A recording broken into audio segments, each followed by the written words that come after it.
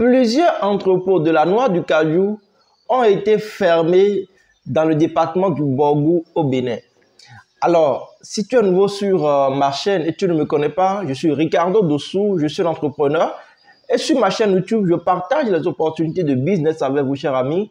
Donc, ce que vous allez simplement faire, c'est de vous abonner à la chaîne et de cliquer sur la cloche de notification pour ne rien rater. Et vous verrez en bas de la description de la vidéo le lien de nos différents forums. Cliquez dessus et rejoignez-nous sur nos différents forums. Et pour ceux qui veulent aussi se lancer dans le domaine du négoce international, vous pouvez nous contacter pour prendre notre formation destinée dans le domaine.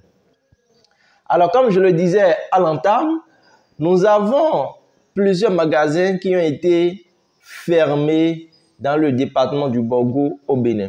Alors, pourquoi ces magasins ont été fermés, les amis? Lorsqu'on est dans le domaine du cajou, dans l'import-export, nous avons plusieurs personnes qui sont sur la chaîne. Alors, ce que nous avons ceux qui vont sur le terrain, achètent la matière, stockent et puis viennent revendre, soit exportent directement ou soit viennent revendre au centre-ville. Maintenant, le gouvernement n'a pas encore lancé la campagne de cette année, les amis. Et nous avons des gens qui sont sur le terrain actuellement, qui achètent la noix de cajou, stockent, mais ces gens sont des clandestins. Parce que lorsque vous achetez comme ça, et que l'État ou bien les agents de l'État viennent découvrir, vous serez frappé par la rigueur de la loi. Et c'est ainsi, par des inspections qui ont été faites par les membres du ministère du Commerce, ils sont tombés sur ces magasins-là où ils ont eu à stocker, ils ont acheté et ils ont stocké la noix de cajou. Or, vous savez, il faudrait que le gouvernement puisse lancer la campagne, fixer un prix officiel. Pour le moment, rien n'est encore fait dans ce sens-là.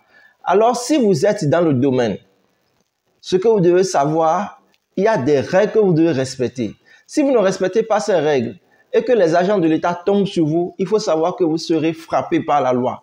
Et ces gens-là qui ont été vu le magasin fermé aujourd'hui, ce n'est pas ceux qui vont récupérer tout de suite le magasin. Les marchandises aussi.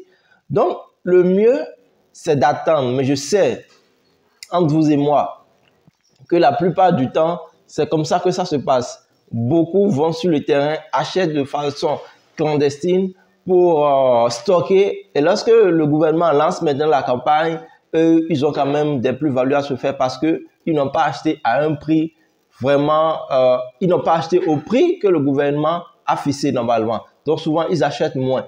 Maintenant, ce qu'il faut faire dans ce cas, les amis, vous avez votre magasin, tout est OK, vous êtes en règle avec les tests en vigueur dans le domaine.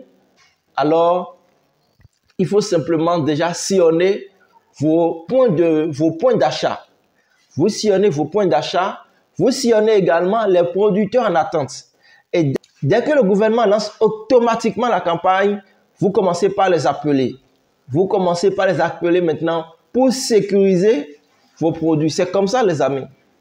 C'est comme ça. Et il y a beaucoup qui sont sur le terrain et qui font ainsi. Mais si vous ne voulez pas perdre votre argent dans le domaine de cette manière-là, alors essayez de respecter un tout petit peu ce que le gouvernement demande et ce que le gouvernement a mis en place. Comment réglementation dans le domaine, les amis. C'est ça. Parce que lorsque la campagne va commencer, les gens vont acheter. Vous-même, vous allez acheter pour vous. Si vous êtes dynamique, vous allez acheter pour vous. La campagne, le mois dans lequel nous sommes, va débuter. Donc, il faut juste patienter quelques jours seulement, les amis. Et puis, le gouvernement va lancer et puis, paf. Mais il faut aussi noter, aujourd'hui, nous avons des usines au Bénin. Et ce qui est priorisé aujourd'hui par le gouvernement, c'est d'abord l'alimentation de ces usines. Nous avons la CIPI qui est là.